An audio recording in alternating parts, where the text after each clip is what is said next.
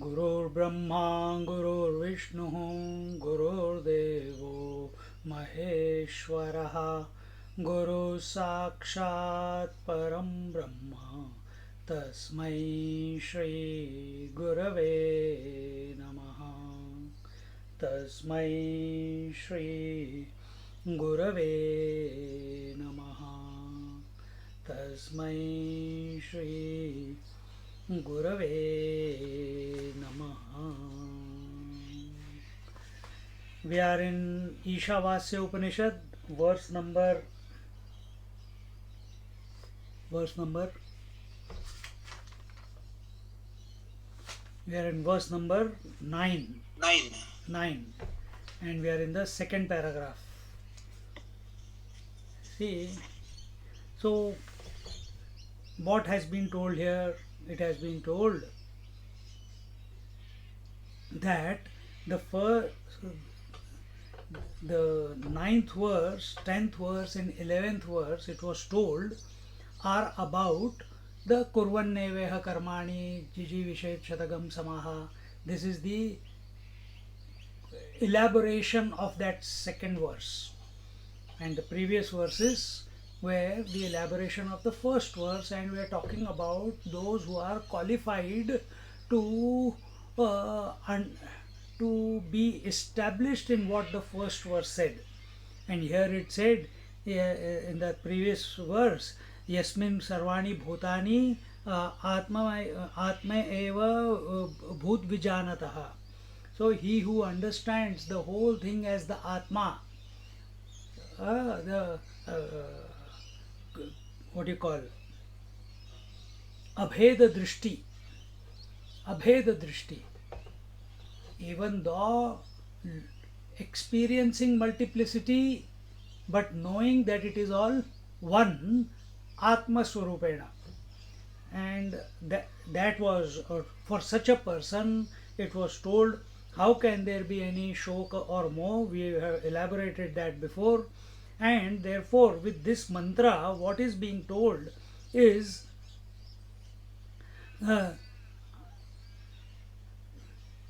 that from the point of view of sadhana and sadhya, the goal that is to be achieved, it has been told that this the andhantama pravishanti ye avidyam upasate tato bhuya ivate tamaha yahu vidyaya gangrataha.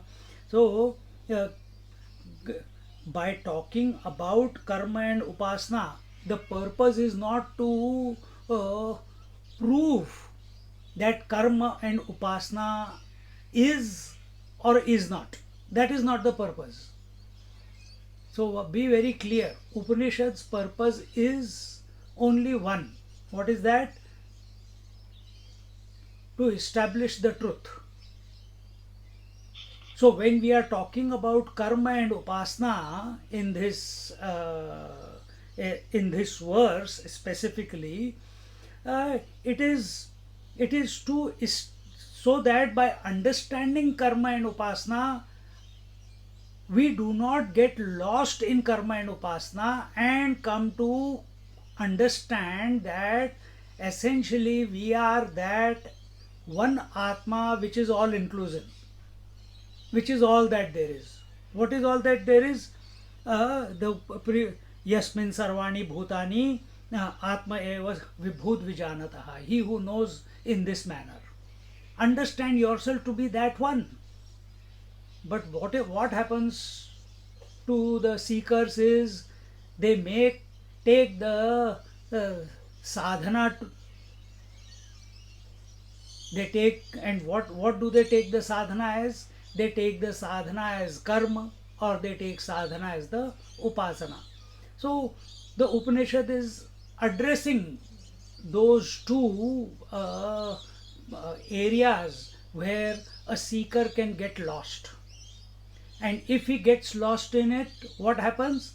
If here it is told, uh, so here what we are talking about it, that he talks about that the Nyaya and the Shastras establish that and all that. Uh, but important point here is yad evam vittam devata vishayam jnana karma sambandhitvena upanyastam na paramatma jnanam. This verse is not talking about paramatma jnana. Then what is it talking about? It is talking about vidya. Gyan is something else. Gyan is of the nature of the self. Here we are talking about karma and, or here the words that they have used is avidya and upasana. These two words they have used. Understand, avidya is equal to karma. Avidya. Vidya means knowledge. Knowledge, where there is no knowledge, there only activity begins. I explained this in detail last class. Where there is no knowledge, not no knowledge what? Knowledge of the self. We have to take it that way only. Then only agyan or avidya, ignorance begins. And what is the expression of ignorance? Karma. Karma means what? We told you last week. We are not talking about activity. We are talking about activity done with doership. That is karma we are talking about. So avidya is equal to karma and vidya is equal to upasana. Understand? So having understood this, now the whole thing is being elaborated further. But just if we take a pause and deviate from it, where should be our attention? Should our attention be on the karma? Should our attention be on the vidya, upasana? And what are the results of these two? What does one get out of practicing these two or by combining these two? All this is elaborated in this verse, the next and the next, 9th, 10th and 11th. And we were reading in the Tayor Jnana Karmanoho Iha Ekaika Anusthana Ninda Samuchchishaya Na Ninda Para Eva Ekaikasya Pruthak Phala Shravanat. And here it says that when we follow karma and vidya separately, then they will give separate results. And if you get some result from karma, that result you will not get from upasana. What result you get from upasana, you will not get from karma. Understand this. This is only for understanding, not to get lost in it. And therefore, here it is told that one must not get lost in anusthans, vows, various mantras. One must not get lost in it. Because that is upasana. So this is the first verse. Again, he will explain this point in the third verse from now. In the 9th, 10th, 11th verse he will explain that. So the reason he is censuring karma and upasana, ninda he is using the word. If the reason he is censuring karma and upasana, he is asking the seeker to avoid karma and upasana, not to pursue karma and upasana, is because his attention will move away from the Atma Gyan or Paramatma Gyan. Our thinking must lead to self-realization.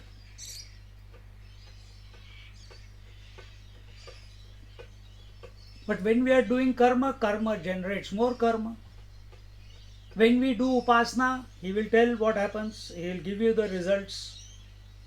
So here what we are talking about in this, the topic here is karma and upasana samuchaya. Samuchaya means coming together of karma and upasana, action and focus, action and single pointedness, upasana single pointedness, karma action. And this is where majority people are caught up. What do? They do action with single pointedness to satisfy their desires. See, they don't do action for the sake of it.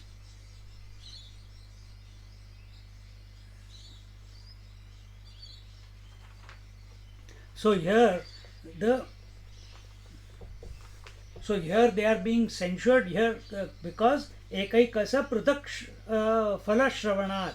It has been heard that they give different results. Vidyaya tadarohanti vidya devalokaha na tatra dakshinayan yanti karmana pitrulokaha. Here it says that the Brihadaranyaka Upanishad says, both the verses are from, points are from that Upanishad. Vidyaya tada arohanti. Tad arohanti. What does Vidya do? It takes you to the divine worlds. What? Upasana. Vidya is equal to upasana. Knowledge is equal to upasana. So again, now don't get confused. Many places, different Gita, the word Gyan is used, Gyan, Agyan. Here it is karma and upasana is used, or the word avidya and vidya is used. So we have to use those words in the right context, and that's why we are following the commentary of Adi Shankaracharya, who himself is a realized master, who is himself is an incarnation of the divine, who himself is a self-realized person. But if we are given the freedom to think, we will come to our own conclusions. So therefore, here he is quoting Brihadaranyaka Upanishad, and it says that following Vidya, it leads you to Devaloka. Arohanti, tad arohanti, tad to the totality or the higher worlds. It leads you to the higher worlds. And what happens in higher worlds? While living on the earth, you will get siddhis. That's all. You will get the Ashta Siddhis. Walk on water, read other people's mind and get more frustrated. Yeah. And what is that? Na tatra dakshinayanti. And those who follow the Dakshina Marg, they do not, they cannot reach there. What is Dakshina Marg?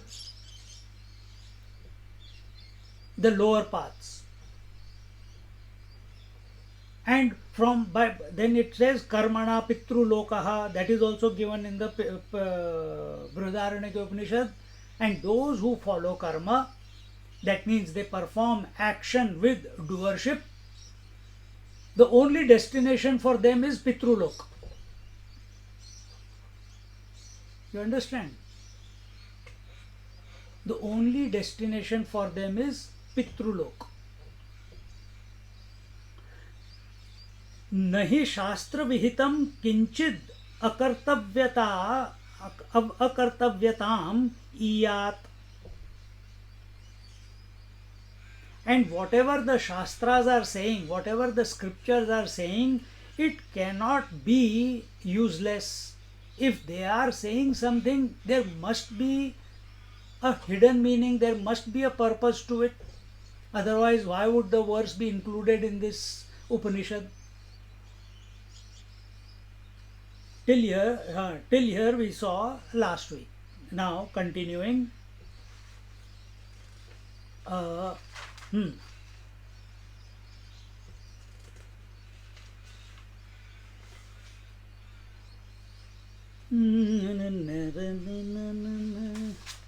Ah, here it says, Tatra andham tamaha adarshanaatmakam tamaha pravishanti.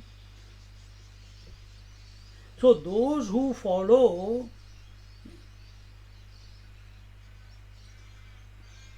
the tatra, there, they enter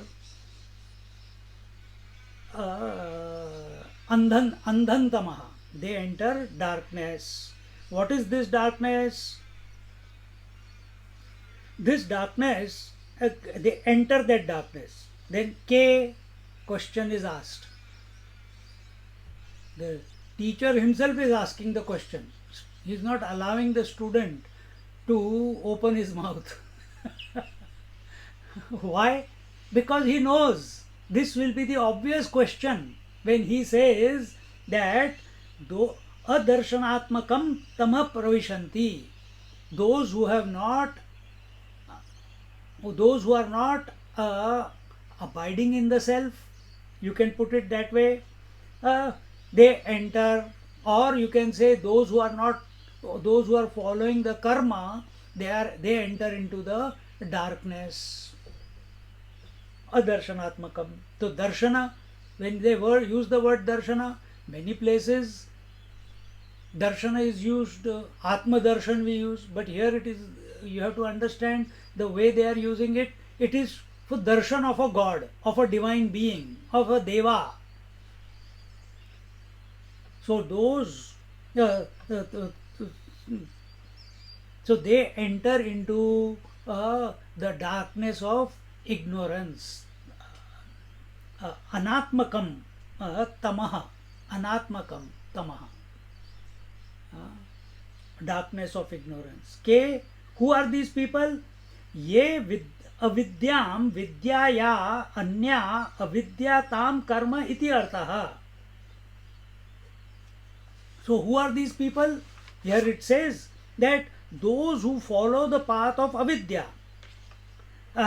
enter darkness, and those who follow the path of vidya, then he continues, कर्मणः विद्या विरोधी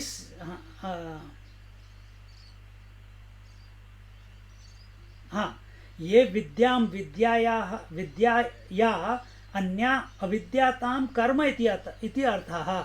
So those who are following the path of avidya, which is other than vidya, I know it is where I will be using this word so many times here that you will start getting whirlwind in your mind. So I am going to repeat again and again. Those who follow avidya, that is upasana, that is single pointedness, those who follow knowledge as against those who do not follow knowledge, sorry, those who do not follow knowledge and follow avidya, that is out of ignorance, they follow karma, action. Then what happens to them? They enter and as a result what they do? If they are following that, then what do they follow? If they are not following knowledge, they are following karma, then what is that karma which they are following? So here it says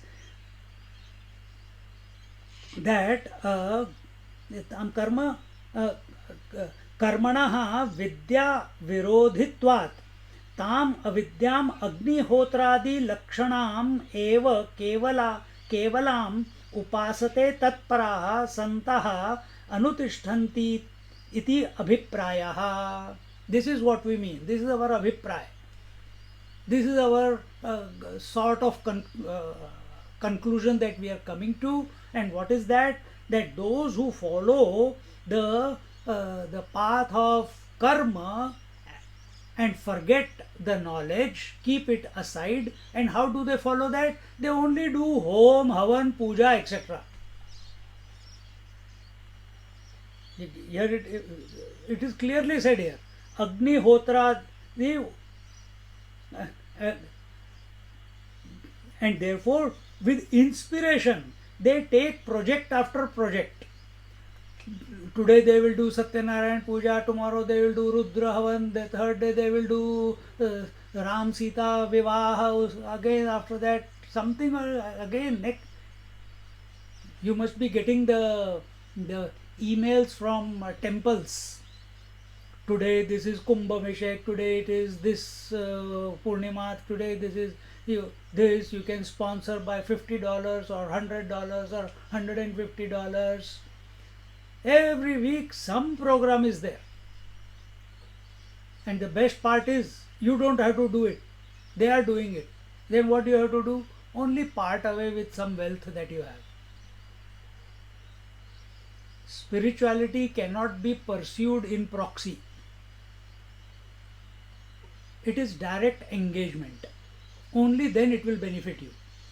Whether it is karma, whether it is upasana, whether it is jnana, we have to be personally, the I has to be involved. Not that I give you the money and you do the puja for me and I get the punya. Forget it. That pujari will be blessing his stars. Gods, thank you very much. You found me such a yajman who continues sleeping in the bed, not only in his mind, and I don't want anything, just take care of me. Yoga kshemam vahamyaham. I'll keep doing your puja. You take care of me. He is also busy in that. He thinks that fellow is ignorant.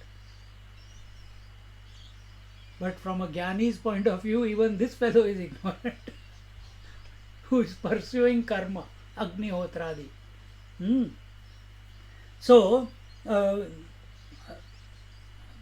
tatparaha santaha anutishtanti iti abhiprayaha. So, with great inspiration, he makes a sankalpa, he takes an anushtan of karma and he keeps doing one after the other. Such people are called project managers. One project finished, next project required, next project, again next one.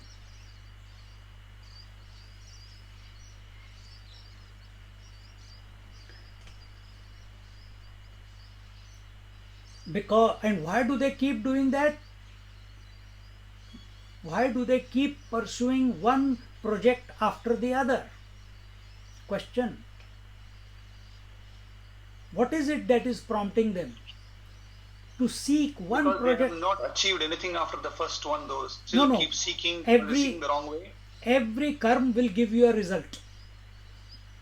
And lot of karma give you the result that you want. It's not that every karma will necessarily give you some result.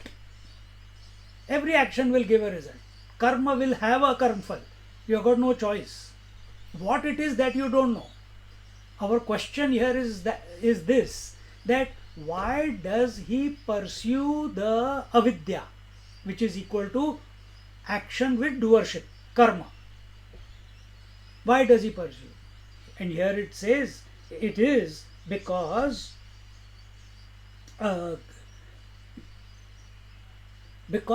they are against knowledge of the self. That's why. So now you apply it in your life. Are you pursuing activity because you are afraid of facing yourself as you are? Are you afraid of your own mind? Are you afraid of your own past? Are you afraid of your own future?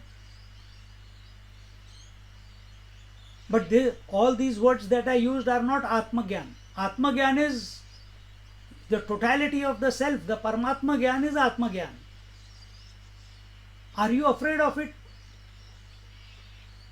That if I come to abide in the self, then what will happen to all the 30, 40, 50, 60 years of investments that I have done? Who will take care of them? who I have not even played with, got my children married, I have not had my the joy of playing with the grandchildren, and if I get realized, then what will happen? Oh my God.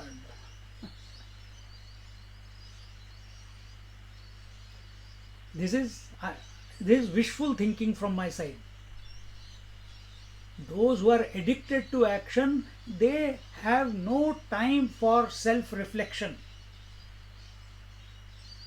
They don't have any time for self-contemplation. And that is why they are running into project after project after project. I am not saying that. Upanishad is saying that. I am just sounding it out.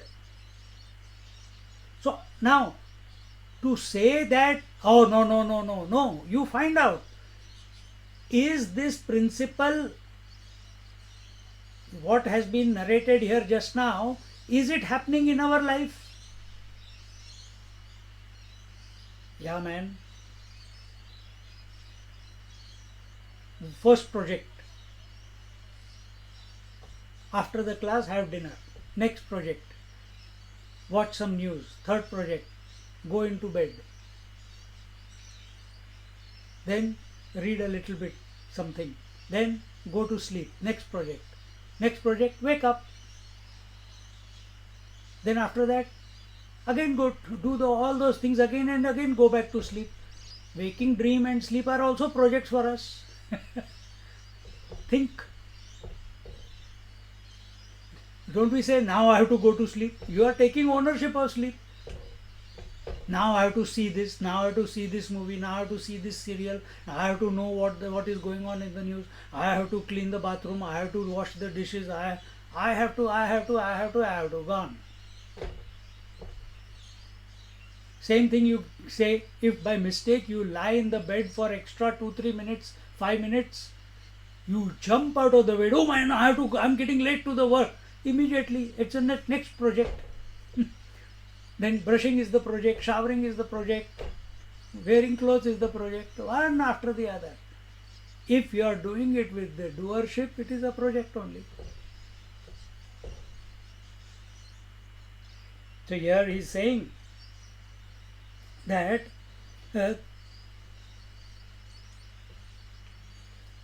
so karma is opposite to Atma Gyan.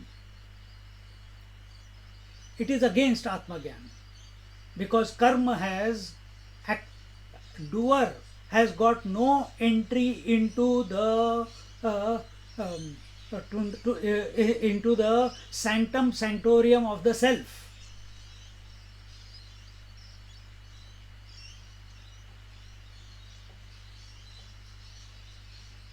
Work on it, on yourself right now. Because karma has a presupposition that the doer is identified with the body, only then karma can take place.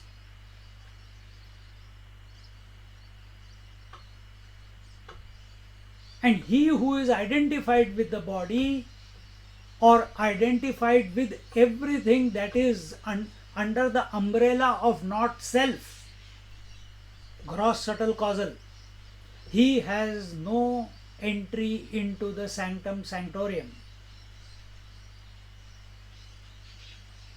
and therefore he is the enemy of the self, because he is holding on to that which is not his, and he is never giving attention to that which is always his, that which is not separate from him.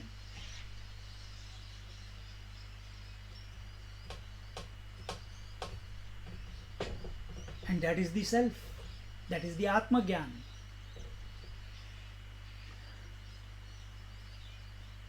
And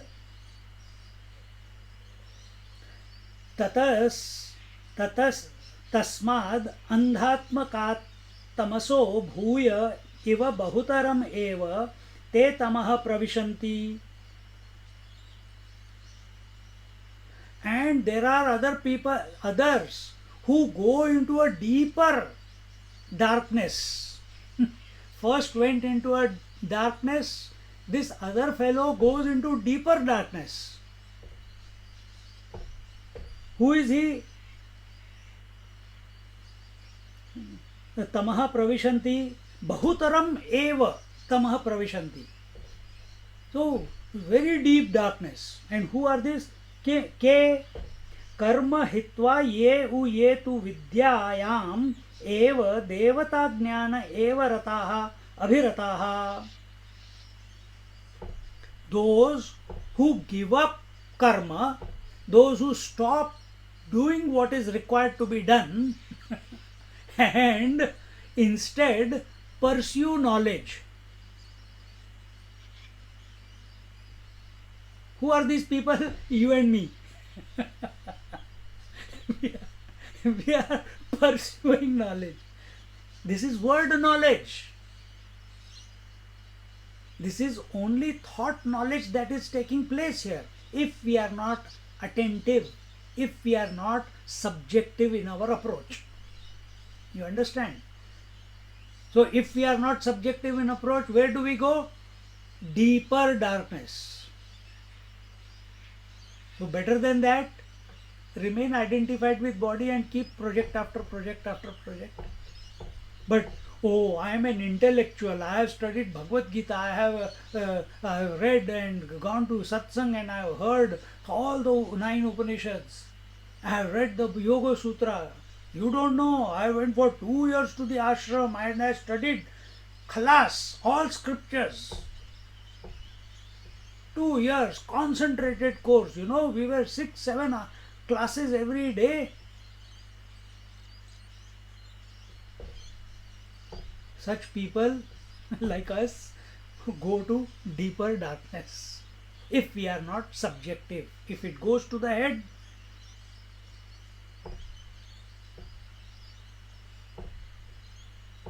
it creates a big trouble. Such person is not available to himself that he is committing some mistake.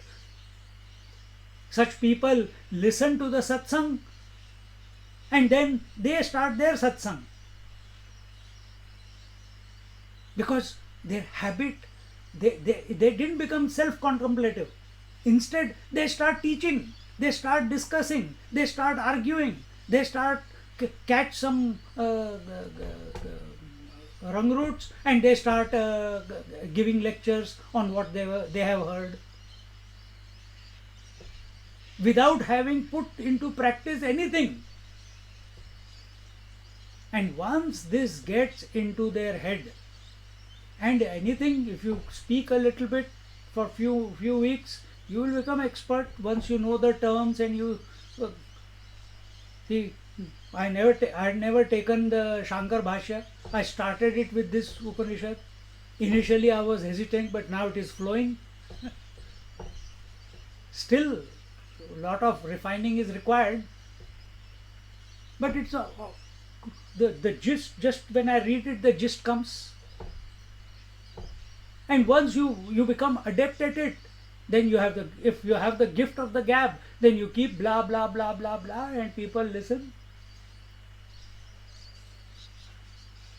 This is the deeper darkness. Bahutaram tamah pravishanti. So don't become a teacher. Never, always remain a student of life. Always. If Bhagwan has chosen us to speak, let it happen. But you remain a student even while speaking. Otherwise, Asaram Babu, go to jail, do all the wrong things in the name of satsang.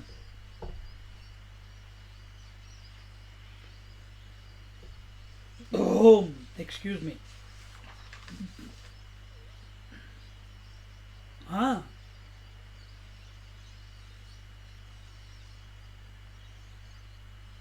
So don't become an karma yoga, don't become an alcoholic, and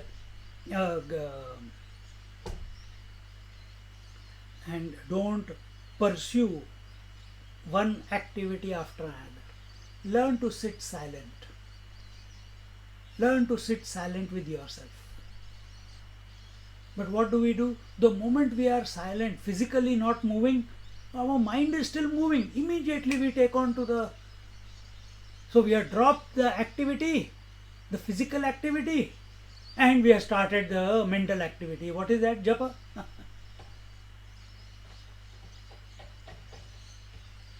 Activity is still continuing. Before it was gross, now it is subtle. Learn to sit silent. Learn to sit silent.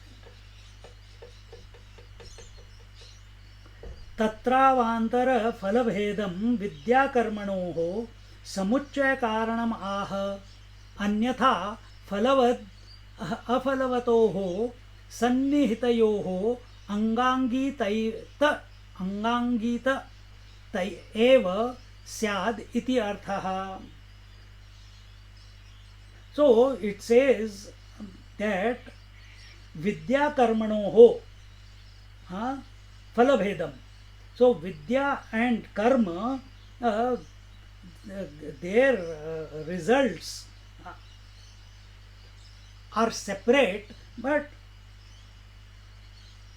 here it is told that when karma and upasana is done together, see the word here when it says vidya karmanoho samuchaya, samuchaya is coming together.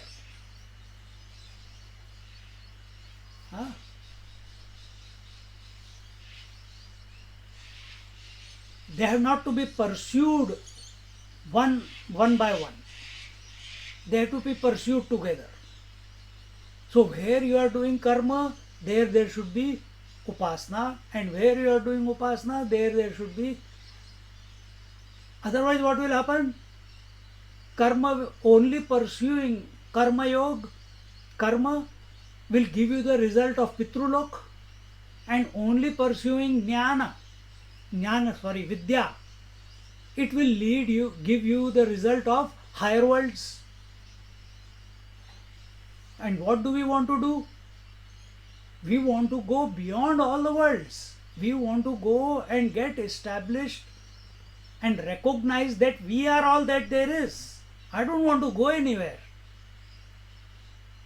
I don't want to go to the Brahma Satya Lok or Mahar Lok or Rishi Lok or Pitru Lok or Indra Lok or any Lok. I don't want to go anywhere. No. But those who are following karma, what do they get? By doing Agnihotra and all, who are they pleasing? Only gods. For what? For what? For a healthy, long life. Is that the only goal of life? And majority of the people, healthy, long life means at physical level. That's all. That is not our purpose of life. So here it is told that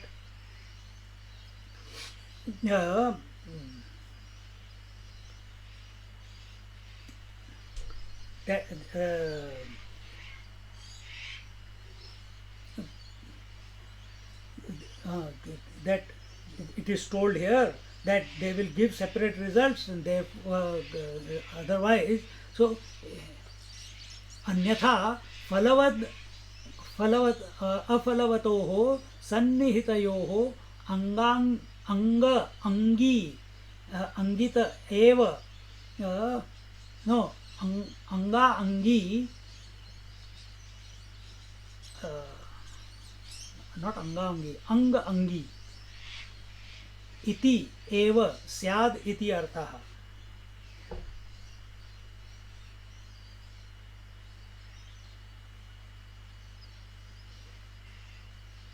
So what is anga and angi?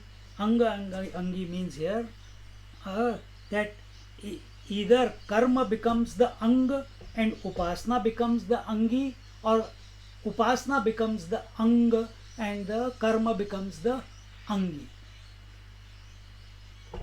And we don't want to get caught up in that equation, and therefore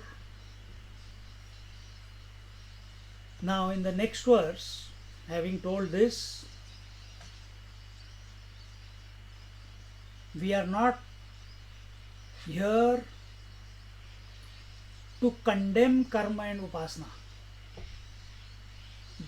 The word that is used is that karma and upasana are censured, meaning they do not have any place from the Atma Gyan point of view. By pursuing karma and upasana, Atma Gyan cannot be gained.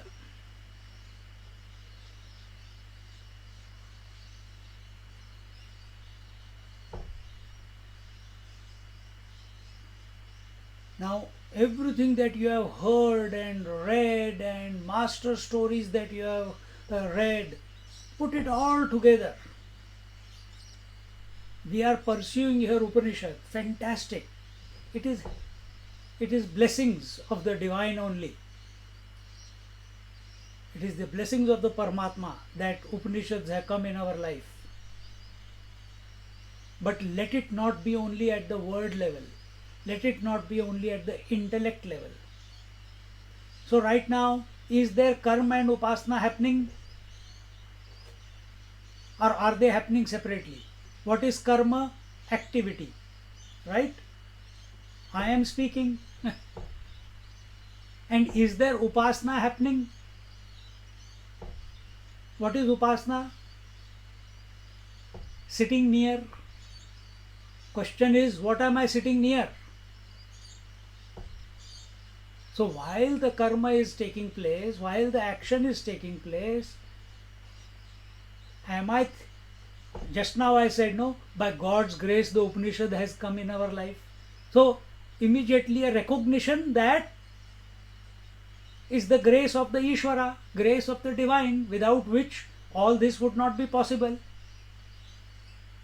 Speech would not be possible, ideas would not be possible, clarity of thought will not be possible, deciphering the Sanskrit will not be possible.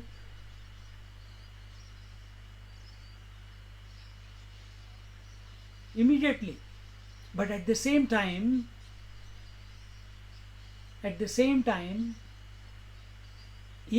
is my attention only on the blessings? Or is my attention that this blessing of the grace of the Lord and the resultant activity, both are happening at the same time. They are co-joined. They are simultaneously happening. They are coexisting. And am I able to remain as the witness of these two at this very moment without getting lost?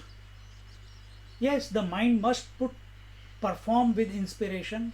It must present thoughts with inspiration. Allow it to happen, but where is our attention?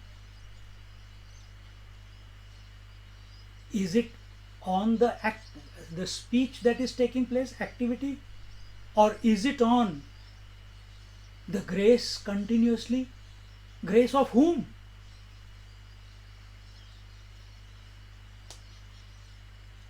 Grace of whom? Grace of some God. And I am the receiver of that grace. If that is my feeling, then I am doing upasana.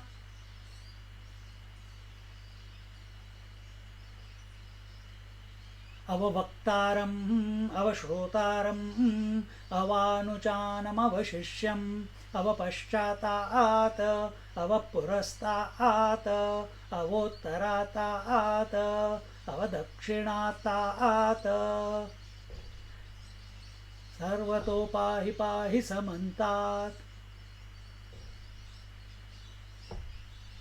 You have heard this Ganapati Atharva many times. By your grace the speech is there. You are in front of me, you are behind me, you are inside me, you are outside me. Sarvato pahi pahi. Everywhere you alone are. What does it mean, everywhere? think this thought came the other day somewhere in one class. What does it mean?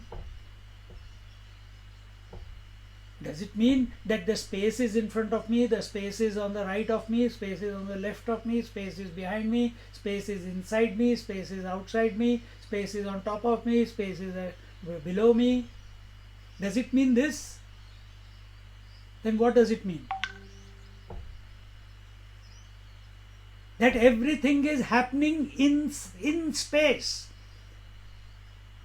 It is not that you are separate from the Ganesha. You are inside Ganesha.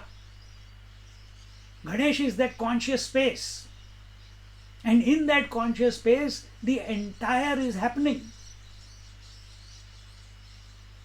But this is a Upasana mantra. This is not a... But if you focus on it correctly, if you understand it correctly, what do you mean by understand it correctly? Subjectively.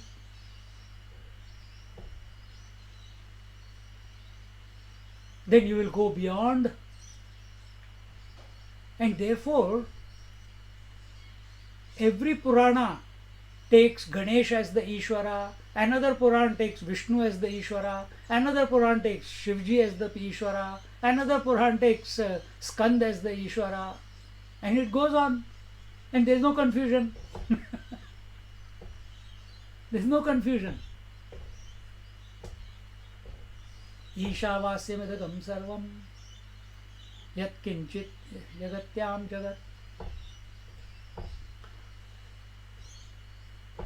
So in this manner,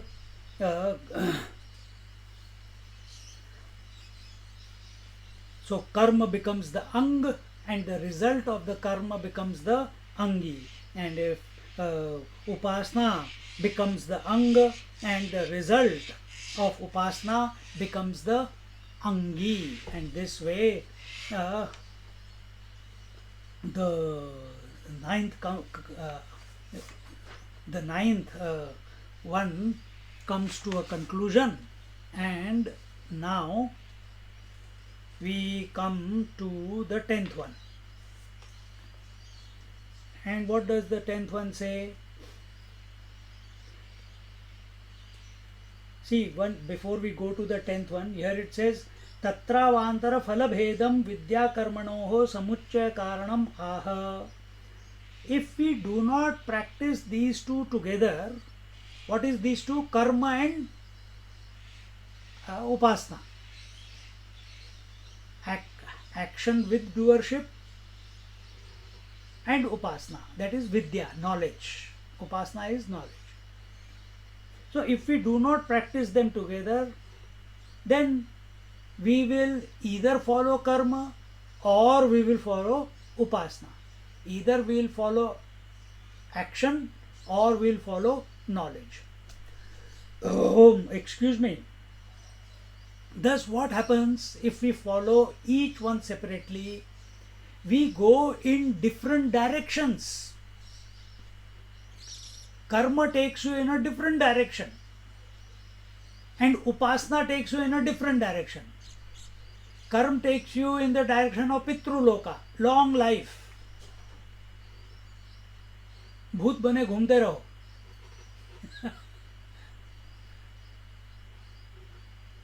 And upasana takes you in a different direction, where you go into the higher worlds, or you get siddhis. Now in the 10th verse, what is the result of the coming together of karma and upasana? So the previous verse stopped short of telling you what the result was. Now this verse will tell us what is the result, because there they said in the previous verse, in the 9th verse, that if you follow karma, this is what it is. If you follow knowledge, this is what it is. But what will be the result if both of them are practiced at the same time, karma and upasana? Here it says, Anya devahur vidyaya अन्यदाहुरविद्यया अन्यदेवाहुरविद्यया अन्यदाहुरविद्यया इति शुश्रुमधीराणाम् इति शुश्रुमधीराणाम् येनस्तद्विचचक्षिरे येनस्तद्विचचक्षिरे. Vidya, Vidya meaning Upasna, Upasna meaning knowledge of gods or knowledge per se, and the and the avidya, which is karma. The result of the two have been told to be separate, and this we have heard from the wise people. Iti shushrumadhiranam. We are not making it up as we are going along. This we have heard from the wise ones. Dhiranam.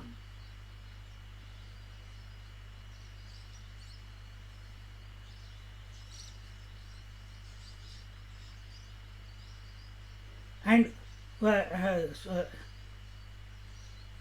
these wise ones alone have passed the knowledge from teacher to student, and so on. Isn't it? That is the Guru Parampara. So this is again, Shankaracharya gives a lot of importance to Parampara because of the, and why you also do, you give Pitru Tarpan to your ancestors, that is Parampara. See, if you are a Vaishnav, then it is a Parampara. If you are a Shaivite, that is a Parampara. I am following the, what is your name, sir? So and so Saraswati. Acha, Saraswati, you are from Shankaracharya Parampara. Yes, I am. Which Shankaracharya Parampara? Again you divide in that. From the Govardhan Peeth or from the Shringeri Peeth. Oh, I am from the Shringeri Peeth Parampara. Because the name says so. And then we must, it is, once upon a time you asked me 25 years ago, was I belonging to any parampara apart from the family parampara? No. Then I had heard of Shankaracharya but never knew that he is all this. But when you go to the ashram, you study the Shankaracharya and you fall in love with it. Why? Because hair splitting logic. It convinces you.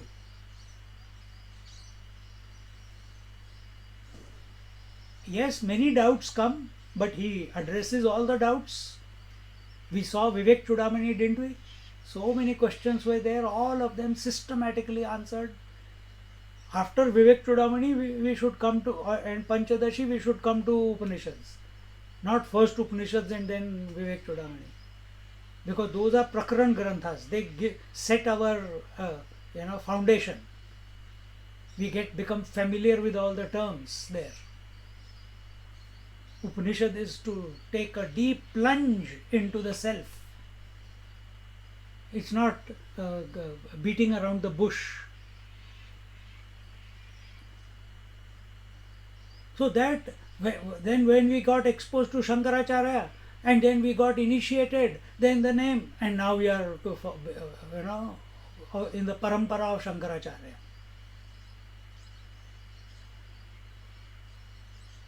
Our Guru, he got knowledge from his Guru got knowledge from his Guru, and the parampara is continuing. Nobody is saying it is my knowledge. Nobody is saying it is my knowledge. Otherwise, at a drop of a hat, people start, this is Bikram Yoga. His name is Bikram, so Bikram Yoga.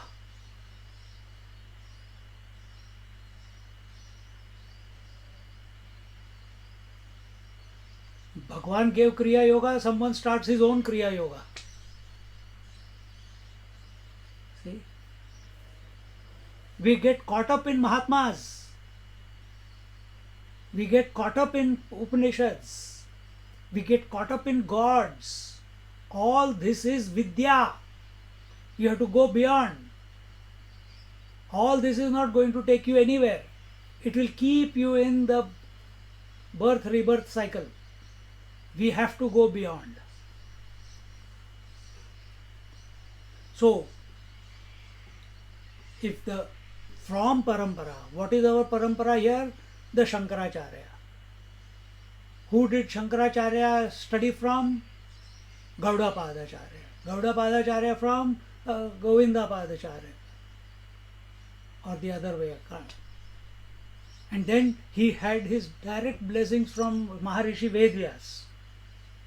See? So that is the lineage you are coming from. These are the teachers who have given commentary on these on this Upanishad. So he learned from his teachers and then he has written down the commentary.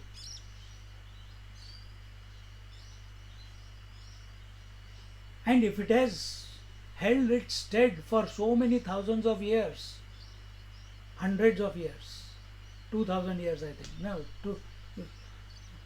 8th century Shankaracharya was born. Gita was 5000 years ago. Yoga Vasisht was 20, 15, I don't know how many, we can't calculate the time. But the knowledge is still prevalent today, no? It's still helping people to go beyond if they are subjective.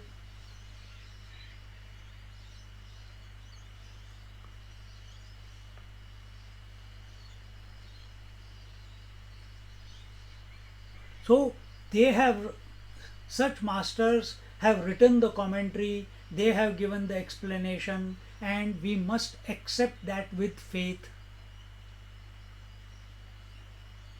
No, I'm going to find my own meaning of these Sanskrit verses by studying Sanskrit. Try. You will be a big minestrone soup within your mind. You won't know. You will get stuck at avidya and vidya only because you don't understand the correct meaning. There are so many synonyms of it. How will you know which one to use? And therefore, when we are speaking,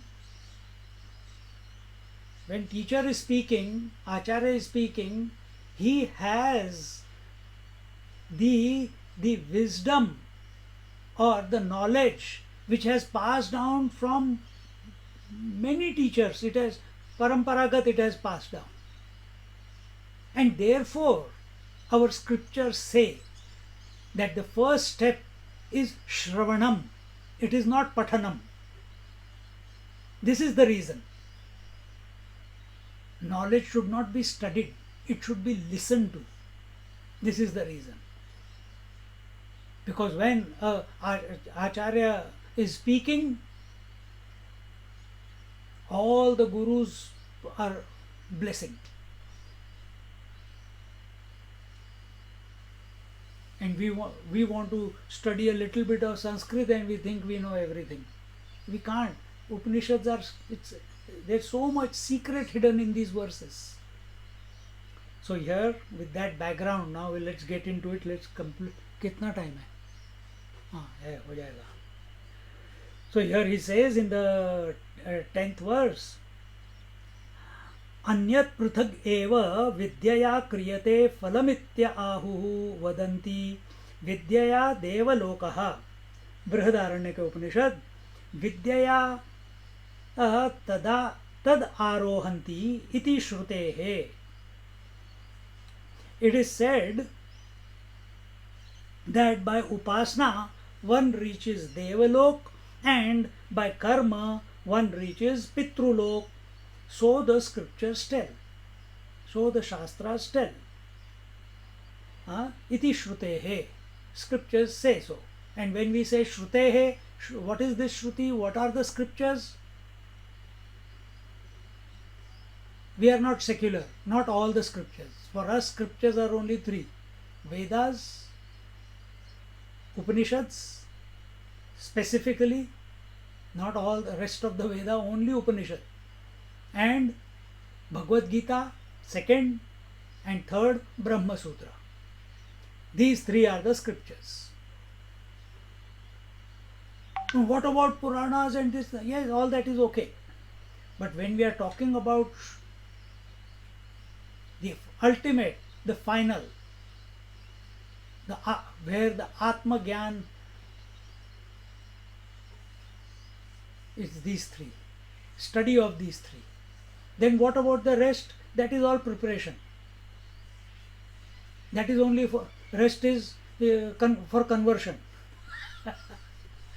The Shaivites will convert Vaishnavites, Vaishnavites will convert Shaivites, others will convert Buddhists, Buddhists will convert Hindus, Christians will convert Muslims, Muslims will convert Christians. All that is for that only. We are not talking about that. For us, Shruti means very clearly Bhagavad Gita, Upanishads and Brahma Sutras. Iti Shrutehe अन्यदाहुः अविद्यया कर्मणा क्रियते कर्मणा पितृलोकः इति श्रुतेः. The same Brihadaranyaka Upanishad, the Shruti, the Upanishad says that the karma leads to pitrulok. This we have heard. Here it says, iti evam shushruma shrutavantah vayam dhiranam dhimatam vachanam. So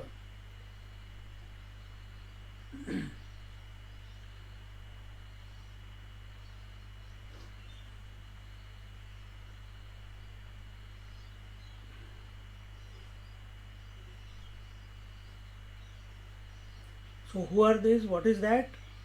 Ityeva Shushruma. Shushruma means this we have heard. Heard from those masters, those intelligent dhimatam dhiranam dhimatam vachanam. Those wise, intelligent acharyas, from their words we have come to know that karma and vidya, those who have spoken on karma and vidya, they say that the results of each one of them are separate, as it was told before in Brihadaranyaka Upanishad. One leads to vidya leads to devalok and karma leads to pitrulok.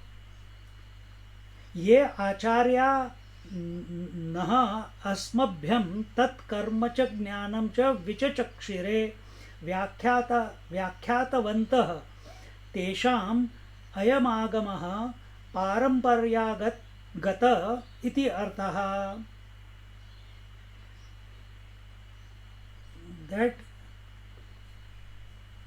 so that ye acharya no asmabhyam tat karma cha jnanam.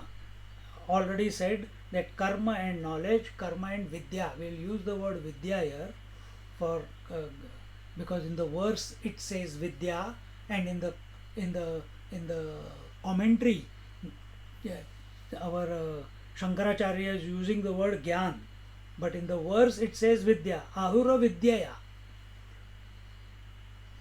So that they have explained in this way. Therefore, the purpose is that this whole explanation is according to the lineage, the parampara, that is from Guru Shishya Parampara. And therefore, we must interact with it in that manner. Now, in the 11th verse.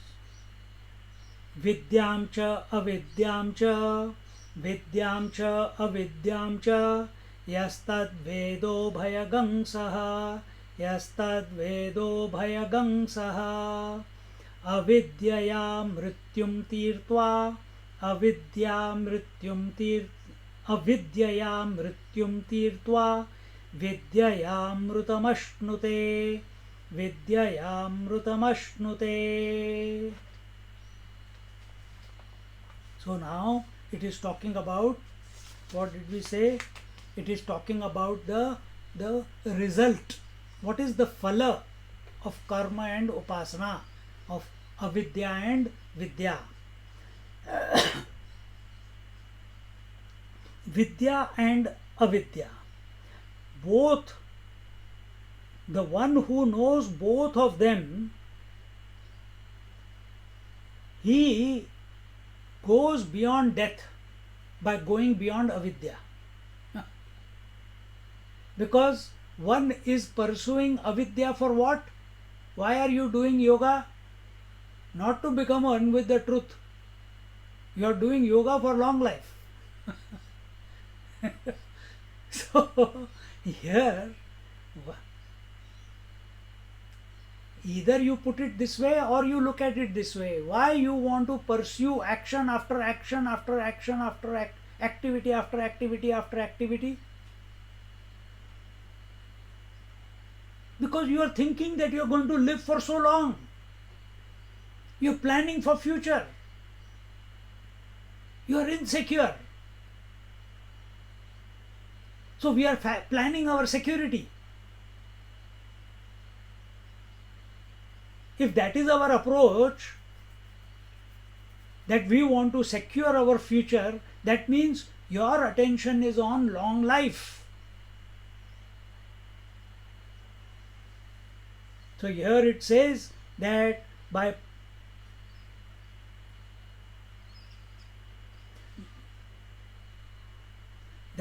the one who knows karma and upasana together, the one who knows vidya and avidya together, not separately, together, then what happens?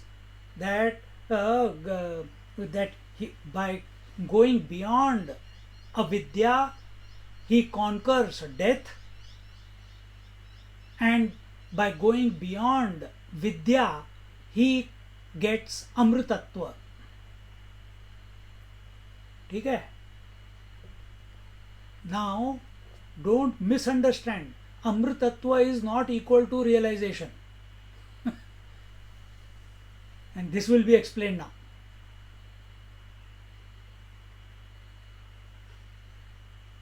Amritatva is, what is Amritatva? The Devatas, they drank the Amrit. Devatas drank the Amrit, isn't it? Have they got realized? He still goes gallivanting here and there. Indra. All of them have jealousy with each other. And the Rakshasa, Asuras. So, Amritattva does not give you liberation.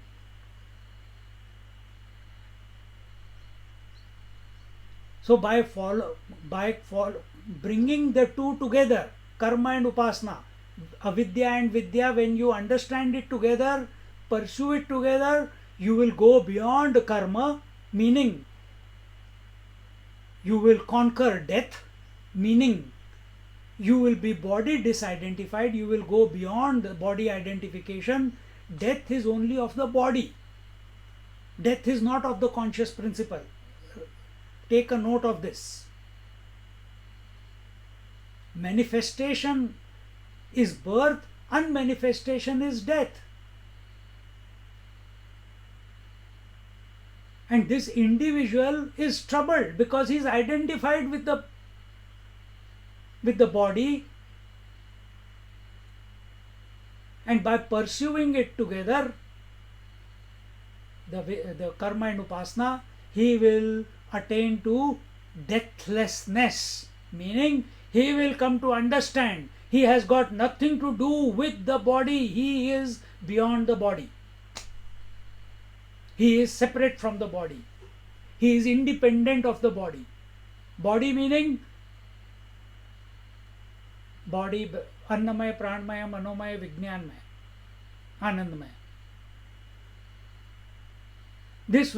He will be unaffected by whatever takes place with the body. If you are not affected by what is taking place with the body, you are deathless, isn't it? Every morning when you get up, your dream body dies. Do you die with it? Do you die with it? Then why in the waking we are afraid of the physical death? Understand, and this is what the beauty of our scriptures is, only Vedas. Death is a principle, it is not an event. Death is not an event, it's a principle. And it's the nature of the Prakriti.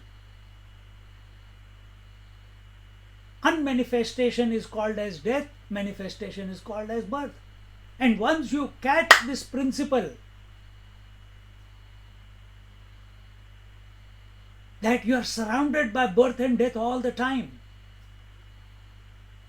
at the Prakriti level, you are the witness of both taking place at the same time. The day it clicks that both are happening at the same time, from that moment onwards, you have conquered death. But it will not be permanent.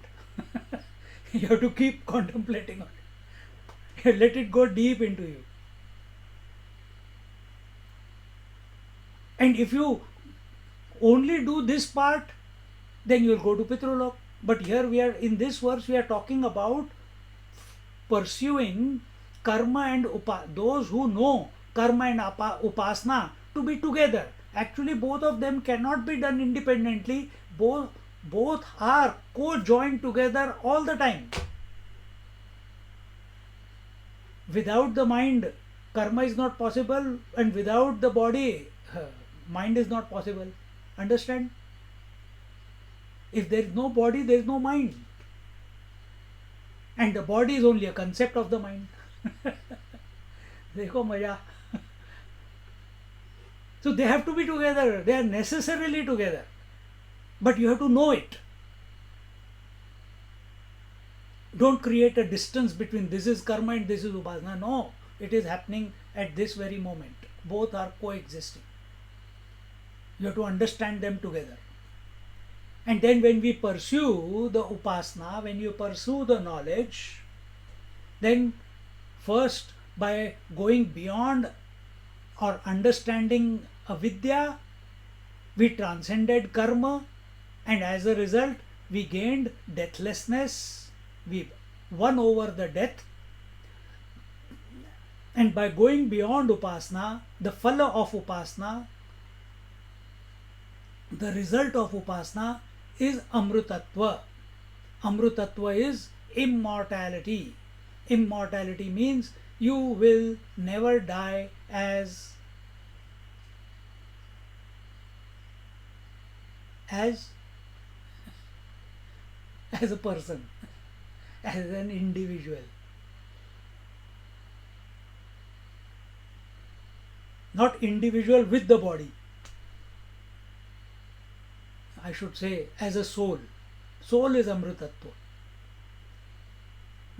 And that is why we have heard it before in Vivek Chudamani also. There is nothing like what is that there is a soul.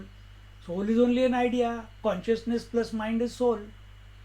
Consciousness plus memories is equal to soul.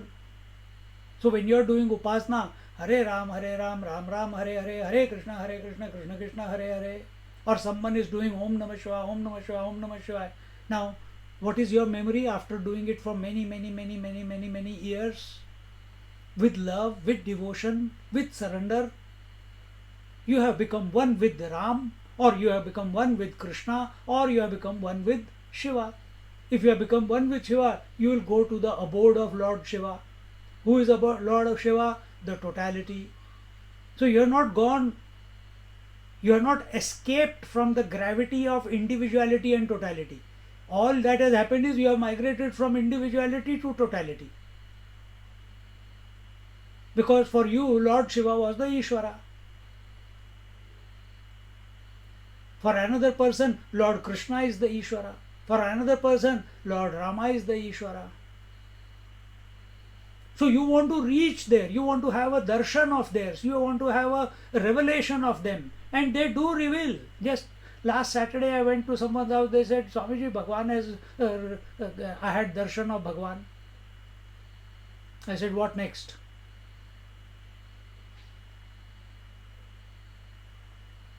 Dhruv also had darshan of Bhagwan. Still he killed so many innocent people.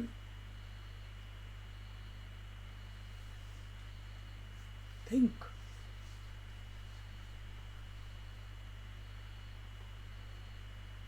Amrutattva means you, all your, what do you call, you will not die, that's all. You are immortal. But when the final pralaya takes place, when the final dissolution takes place, you have to go become unmanifest when the final dissolution takes place.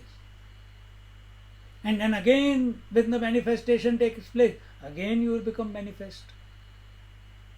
So, who is Indra, Surya, the rishis, etc., etc.?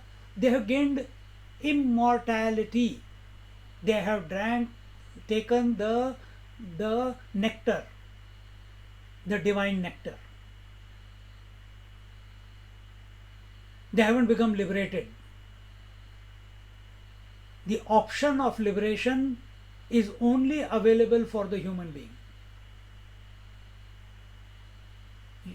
Therefore, you become the most important factor in this creation.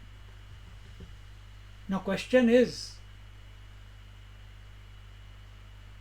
you make karma as the more important factor, or upasana on some god as the most important factor, or the self, which is none other than the Paramatma, as the most important factor. This choice is not available in any aspect of creation other than human beings.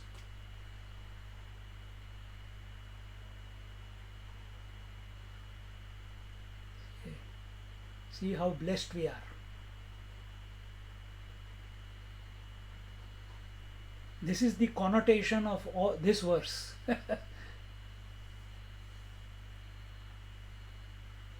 So now this point is explained here. यत एव मतो विद्यां च अविद्यां च देवता ज्ञानं कर्म चेत इति अर्थः. यह तदेतद् उभयं सह एकेन पुरुषेण अनुष्ठेयं वेद तस्य एवं समुच्चयकारिण एव एक पुरुषार्थ संबंधः क्रमेण स्याद् इति उच्यते. So here in the 11th verse he is saying this, yata eva mato vidyam cha avidyam cha devata jnanam karma chet iti artha. So this being so, that is what, that following karma and upasana separately, we will be cancelling the other. If we follow karma, then we are not following upasana. If we are following upasana, we are not following karma, and therefore then we are not going in the right direction. Then we are choosing to one against the other, and that is not a healthy conclusion. Thus they say that they should be practiced, that vidya and avidya, meaning artha, that karma and devata gyan and karma, that is upasana and karma, they should be practiced together, so that they help each other. Karma helps upasana, upasana helps karma. How karma helps upasana? Someone tell me. How karma helps upasana and upasana helps karma? Any brain waves? Karma probably purifies our shuddhi Very using good. the word. Very good. Karma helps upasana by purifying, not upasana. Karma per se helps to purify when done in the correct manner. And a purified mind can do a better upasana, be more single pointed, be more focused, be more concentrated. and a concentrated mind can do the karma better. This is how they support each other. You understand? Now leave the Devlok and the Pitrulok, that is separate, leave that aside. Understand, this is the, if we pursue them together, this is its genesis. That karma helps to purify and upasana uh, uh, helps to become more single pointed. So all our activity, all our projects,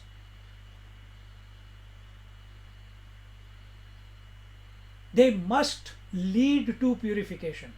If they are not leading to purification, and if they are leading to more arrogance, more ownership, more doership, then we are going the wrong way. If it is not bringing about a calm, a piece of solitude, sense of solitude within you, then we have not performed the karma properly.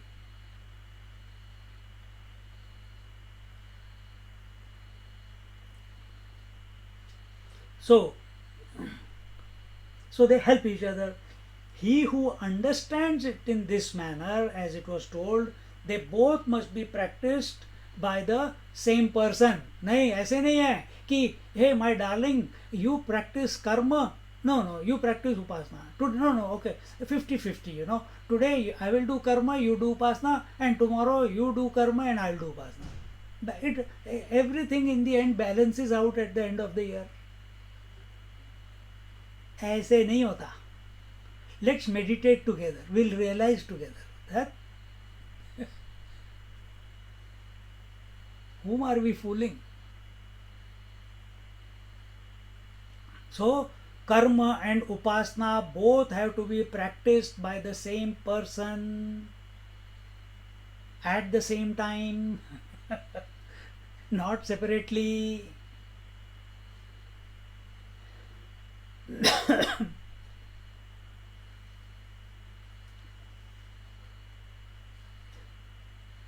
But that coming, pursuing both of them together will come eventually. Initially it seems that they are separate. In Vaikhari, as we say,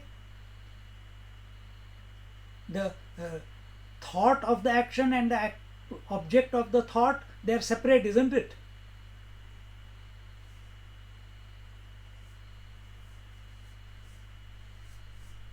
We say the mind is in there and the body is performing the action. So we see the body and the mind to be separate. But as we go through Vaikhari, Madhyama, Pashyanti, Para, the differences merge. We want the merging to happen. Remember, this is for the Kurvanneveha Karmani. The expansion of that second verse is taking place, and the second verse was for the ignorant fellow. It was not for the sannyasi or the one who is a renunciate. The one who is still feeling that I have to do something, for him this understanding is given. And therefore, so then he first follows karma, and karma is, initially it seems that way, he follows karma and karma follows upasana, and best is that they should not be pursued independently. But sometimes it is observed that you are doing puja, and while doing puja, if the attention is in the right place, understanding is there, the puja stops and you go into contemplation. हो जाता है ना कभी कभी. Like if I continue going on for some more time, you are listening. Listening is activity taking place, but it will lead to sleep after some time. Maybe some of you are already sleeping, which is height of upasana. You have reached the bliss already. See?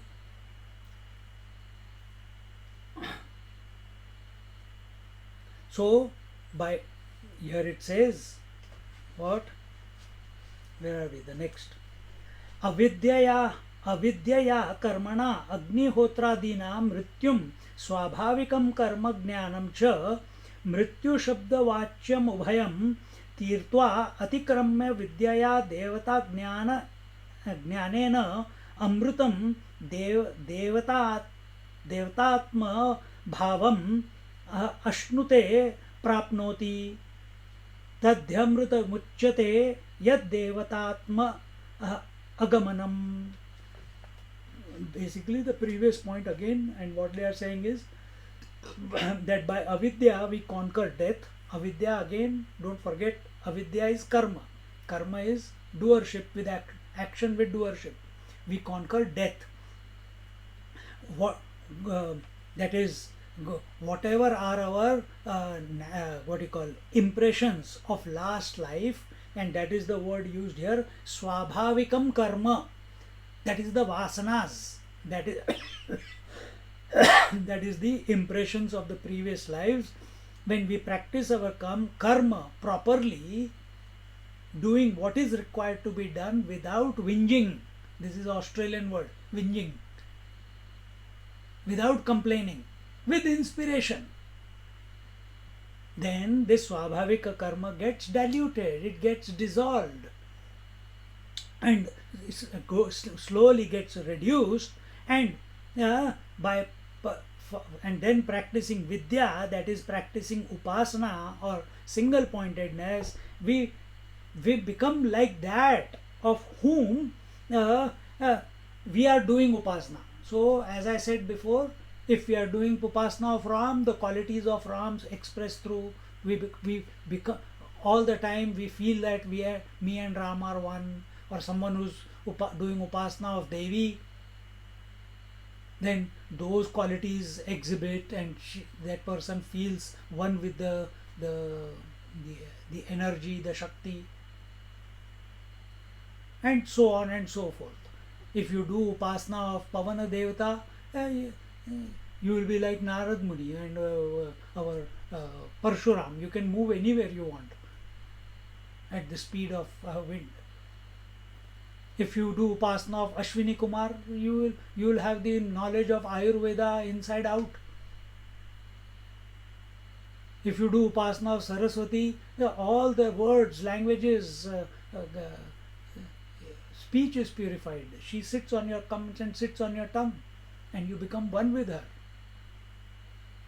Annapurna, so here what it is saying is that whoever's upasana we do, whoever we become focused upon, those who become focused upon Michael Jackson, they start doing moonwalk. So many kids are there. We become with like that to whom we are doing upasana of, and therefore by upasana we, at a relative level, by upasana we grow in spiritual evolution. We are not saying realization. So spiritual evolution takes place as a result of upasana. You can go from the Kundalini Marg, that is the spiritual evolution, Kriya Marg, that is the spiritual evolution, Yoga Marg, that is the spiritual evolution, because you are going step by step. Wherever there is step, wherever there is Laya Prakriya, you are going from earth to water, water to fire, fire to air, air to space, space to mental space, mental space to conscious space. It becomes a journey. Wherever there is journey, wherever there are steps, there only evolution is possible, realization is not possible. Then what do we have to do? In spite of the evolution, our attention should, of karma and upasana, our attention must be on the conscious principle. Anyway, that point will come again afterwards. And therefore spiritual evolution, and thus we gain tadhyamrutam muchyate yad devatatma gamanam. avagamanam, and thus we attain relative immortality, not absolute immortality, relative immortality. And this relative immortality is also, word relative means temporary, it is not permanent. We'll look at the next is the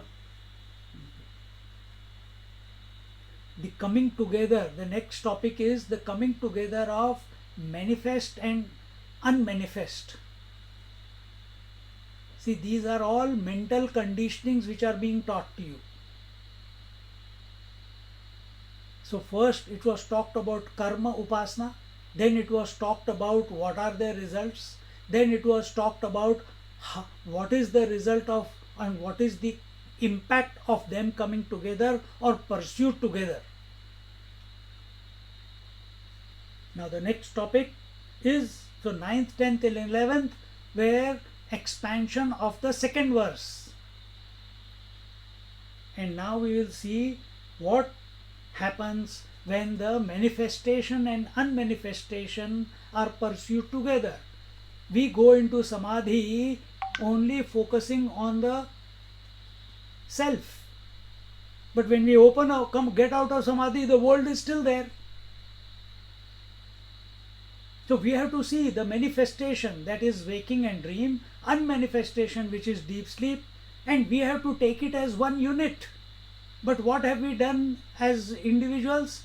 We have taken waking to be real and the deep sleep as nothingness and dream as imaginary. But we take waking as real. Now this needs to be sorted, and that will be sorted in the next verse. Hope you are with me. It was not too much of a what you call intellectual exercise. कर्म और उपासना समझ आया कि नहीं आया? कोई कुछ बोल नहीं रहा है. I am scared now. आया स्वामी जी, थोड़ा थोड़ा ही आने दो, धीरे धीरे क्लिक हो जाएगा. हमको भी टाइम लगा था. ओम पूर्णमदा पूर्णमिदं पूर्णात् पूर्णमुदच्यते पूर्णस्य पूर्णमादाय पूर्णमेवावशिष्यते. ओम शांति शांति शांति. हरिः ओम. श्री गुरुभ्यो नमः. हरिः ओम. We'll look at it. We'll go over the verse 11 again, just in short, and then continue with the next 12th verse in our next class. Hari Om. Just sit quietly for a moment.